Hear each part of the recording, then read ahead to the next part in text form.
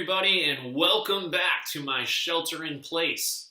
This is our third assignment of the week, and it's a good one. We're continuing on with Chapter 8, Quadratic Functions.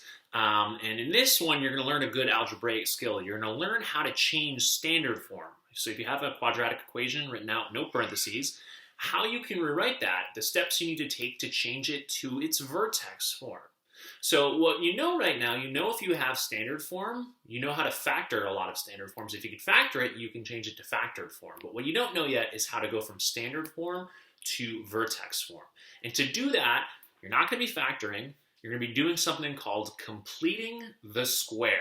So if you notice here in vertex form, there is this perfect square thing in parentheses. You don't have that, right? You don't have a perfect square, kind of binomial being squared in the standard form. So you got to find that perfect square. You got to complete that square, and that's today's lesson.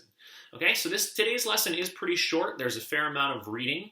I really want to go over this one with you tomorrow before you get more practice. So give it your best shot, check out the answers, and enjoy the rest of the video.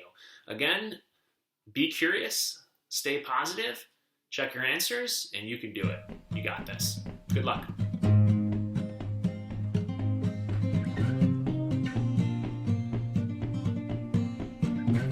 All right, let's get ready to complete the square today. So this is a big assignment. It's an introduction. It'll be something that we do quite a bit over the next few lessons, and so you get better and better at this.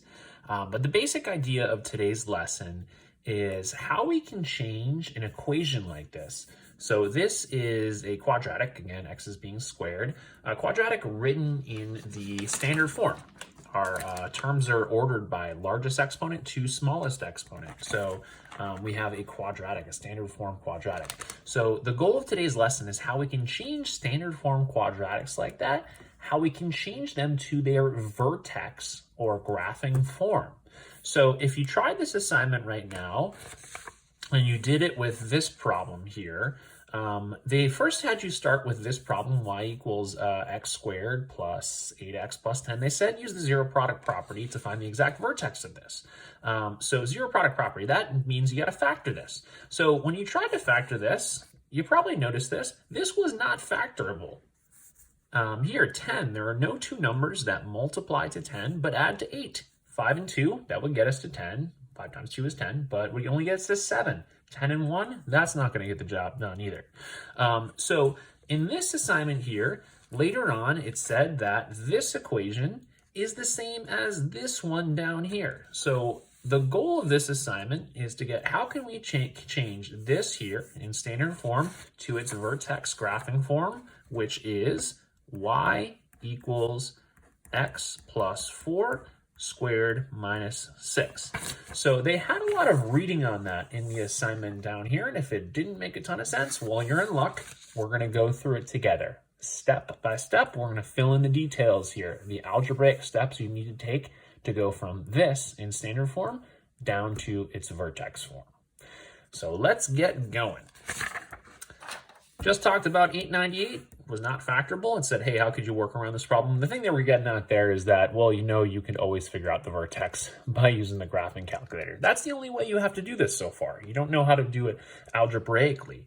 But if you did do it using the graphing calculator on question 898, you got this as your parabola, and you may have played around with it a bit and saw that its vertex was at -4, -6. So they're not lying to you here. The vertex form of this parabola, as they say in 898, is y equals x plus 4 squared minus 6. And I just typed that in. Notice here our parabola is now blue, and it's right on top of that red parabola, y equals x squared plus 8x plus 10. So let's do this in a second here. First thing they wanted to do actually is for you to verify this without using a graphing calculator. So this was getting some practice using the vertex form to solve for x-intercepts and using the vertex form to determine what the vertex is. So on this one here, I kind of did more work than I needed to do. to get the vertex. I'll get to that later. But to remind you about how to get the x-intercepts when you have this in vertex form, well, you just need to remember you're not going to use zero product property in this one. All you're going to do is do what you have always done for finding x-intercepts, is that you substitute 0 in for y. The value of x when y equals 0, those are your x-intercepts. So first step, change y to 0 to solve for x-intercepts. Second step, add that 6 to both sides. So plus 6 here would eliminate the negative 6, and then add 6 here to keep both sides balanced, keep the equation intact. And we would have 6 equal to x plus 4 squared. Perfect, because that's a perfect square. I know how I can simplify a perfect square, and that's I can take the square root of both sides. So if I take the square root of this right side here, that's going to cancel out the squaring. But you have to remember x plus 4 squared. X plus 4 could have been a negative number that when squared became 6, or it could have been a positive number that became 6. So when you take the square root of the left side, you need to put that plus or minus symbol in front of it here. So x plus 4 equals either the negative root 6 or the positive root of 6, principal square root of 6. Okay, so here, if you subtracted 4 from both sides, I would get negative 4 plus or minus the square root of 6 as my roots here. I broke them apart. I sort of estimated what those were. Square root of 6 would be between 2 and 3, but let's get the exact or the approximate answers on my calculator. Plus square root of 6. So about negative 1.55 is one of my roots, and my other root is going to be about negative 6.5. So root 6 is about 2.5, the square root of 6, so a little bit less than 2.5 squared is around 6. So those are the roots. What else did it say? Find the x-intercepts and get the vertex. So the vertex would have been easy, just negative 4, negative 6. I got a little fancy because I just wanted to show you that if you know what the roots are, even though these are irrational roots, you could have solved for the line of symmetry and gotten your vertex the old-fashioned way, which is average the roots together. Okay, so I added this root to that root, and my root 6, my positive root 6 and negative root 6 would just cancel out. So this would just be the average of negative 4 minus 4 is negative 8 divided by 2, negative 4, right? Negative 4, whatever that number is here, that's actually going to be where your line of symmetry is, because those would cancel out when you're taking the average. So our line of symmetry is at negative 4, and our vertex would be at 6. So I could plug that back into the equation if I wanted to, just to verify, hey, this vertex form, it knows what it's doing. Negative 4 plus 4 is 0. So if I plugged in negative 4 for x, that's going to be the minimum point on the parabola, because negative 4 plus 4 is 0. This is negative 6 here. Any value on the parabola is going to be greater than negative 6, because if I plugged in a 5, for instance, for x, my y value would be negative 5, right? If I plugged in, negative 5. Negative 5 plus 4 is negative 1. If I squared it, that'd be positive 1. Minus 6 is negative 5. So hopefully you get the point of vertex form now. We got our parabola graphed out and we're good to go. So let's get down to the business here. This is question 8-100, which is called completing the square. This is the big thing that I want to keep drawing your attention to. Completing the square means changing something from standard form to its complete square form here, or its vertex graphing form. So what I mean here is we need to find a perfect square out of all this information here. We need to create a perfect square in order to change this from standard form, which you don't see a perfect square binomial in, or a binomial being squared. You just see no parentheses. We need to find a perfect square in here so we can write it with one parentheses and get our vertex graphing form, and that makes it a lot easier to graph. And that's why it's good to know this skill. Okay, so here we have Jessica. They try to explain this to you using algebra tiles. I'll do it both algebra tiles and the algebra later on. Jessica was struggling at home with her algebra homework. She had missed class and not understanding a new method called completing the square. She was supposed to change this into graphing form. That's what it's all about. So they started playing with algebra tiles. So here are the tiles, and Anita actually has a good recommendation today. You need to make a square out of these tiles. These tiles do not make a square. This is not a perfect square. If this were a perfect square, it wouldn't be x squared plus 8x plus 10. It would be x squared plus 8x plus 16. Plus 16. We're going to get to this in a second, what I'm talking about right there. That's part of the reason why we spent some time doing the factoring shortcuts for perfect squares, is because that should help you do this completing the square, which we'll see in a second. Okay, so here we have an example of what I'm talking about here. So Jessica was setting up her tiles on her algebra mat like this, her equation mat right here, and she set it up like this, right? We have one y piece on this side, and that's equal to, we have our x squared right here, and then we have our 8x's right here, and then we only have 10 ones. This, again, not a square. Not a square. You only have 10. So Jessica later says, once she got it, once she looked at this, and hopefully you got this now, once we have this here, if we have y, and that equals x squared plus 8x plus 10, we want to find a perfect square here on the right side. So the way we find a perfect square, what we're going to have to do is this here, in order to get this to be a square, okay, x plus 4 times by x plus 4. So they set up their tiles like a square, right? We'd have to have the same amount of x's on this side of the x squared piece as there would be down below the x squared piece on this side, because we're building a square on the outside. I'm going to maybe do this as a generic rectangle for a second, and I might change the orientation because usually we have the x squared piece down here. So I'm going to do it a little bit differently. Say we have an x squared piece down there. If you wanted to build out a perfect square using these terms right here, you'd have to put up 4x on top and a 4x to the side, okay? Because the perfect square you'd be trying to build is x plus 4 times by x plus 4, okay? Up here in the corner, right now we have a 10. That's what the equation says. So we know it's not a square, because up here in the corner, what you need to have in this corner right here to be a perfect square isn't 10. What is it? Well, what's 4 times 4? 4 times 4 is 16. That's what we need to get this to. So down here, Jessica, hopefully you got this here. What she said, what you need to do is you need to add 6 ones to this side.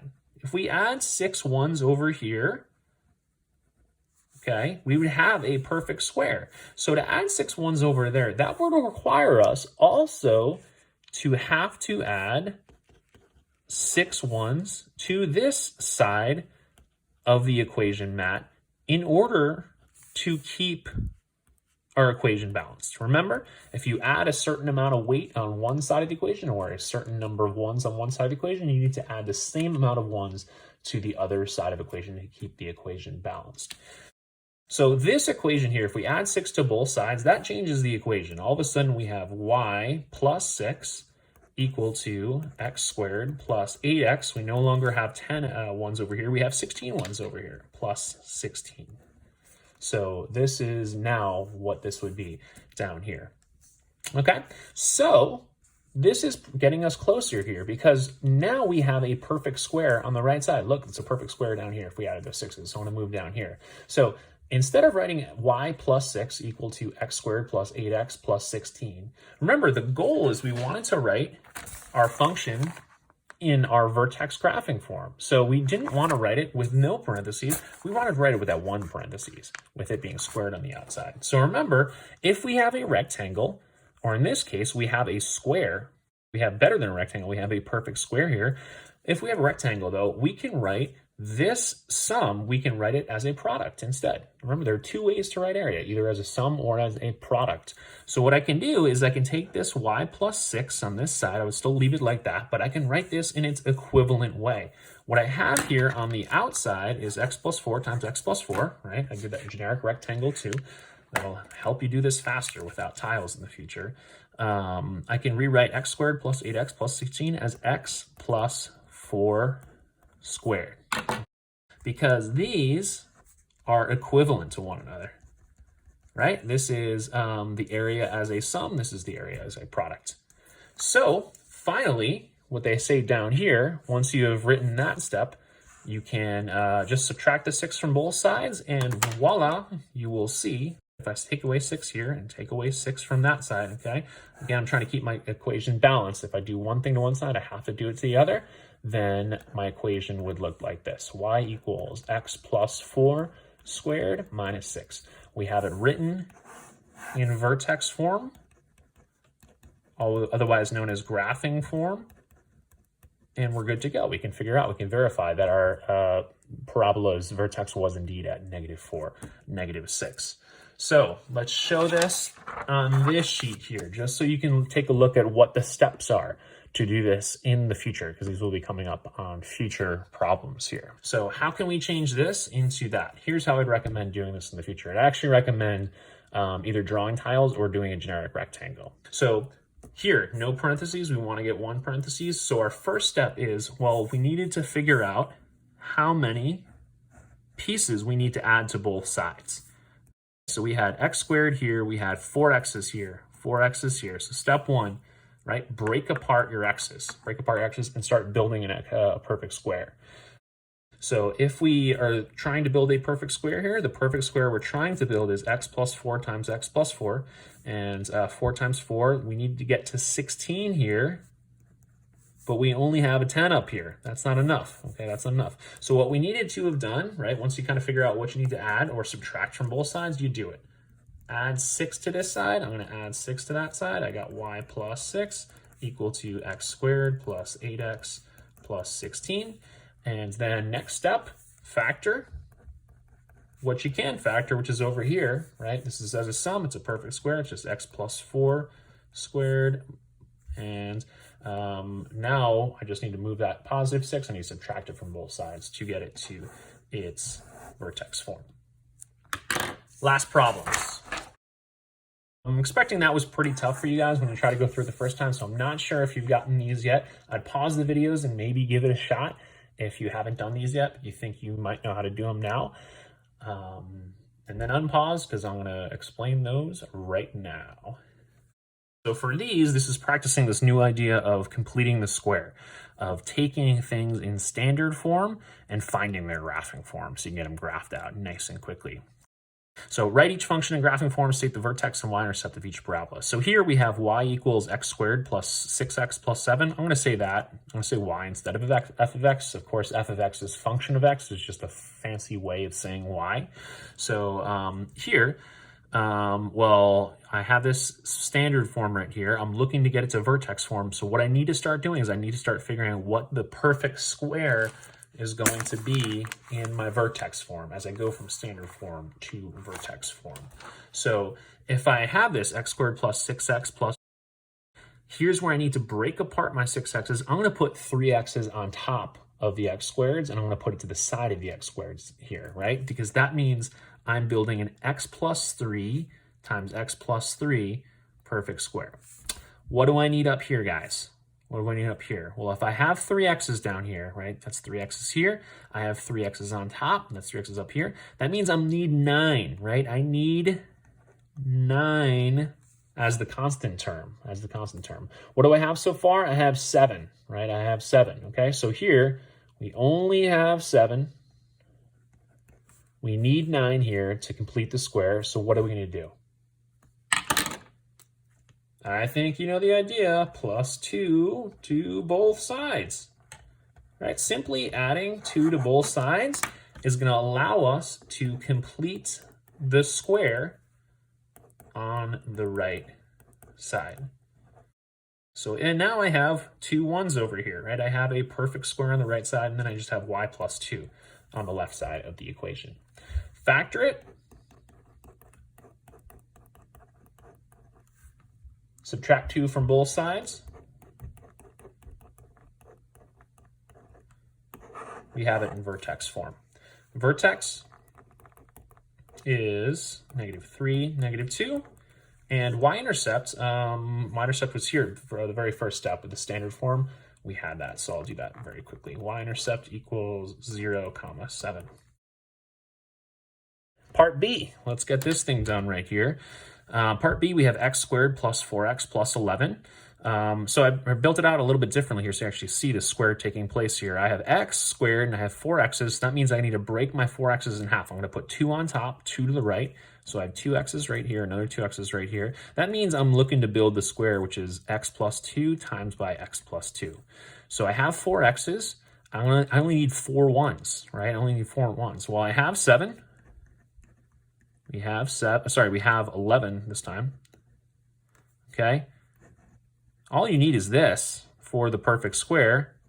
we need 4. So what are we adding to both sides this time? Well, I think we're adding a negative this time.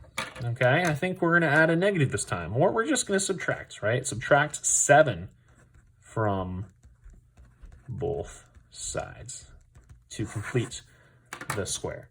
So we have here y minus 7 equal to x squared plus 4x. 11 minus 7 would be positive 4. And that is a perfect square. That is x plus 2 squared. X plus 2 times x plus 2 would give us x squared plus 4x plus 4.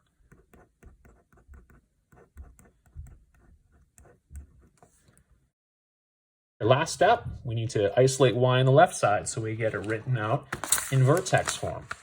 One set of parentheses over here and just y here on the left side. So we're going to add 7 to both sides. And we're going to get y equals x plus 2 squared plus 7. That is our vertex form.